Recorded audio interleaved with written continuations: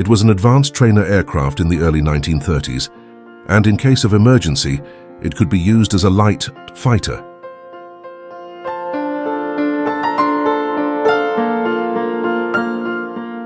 It had exceptionally clean lines, which positively impacted its flight performance, especially its relatively high dive speed.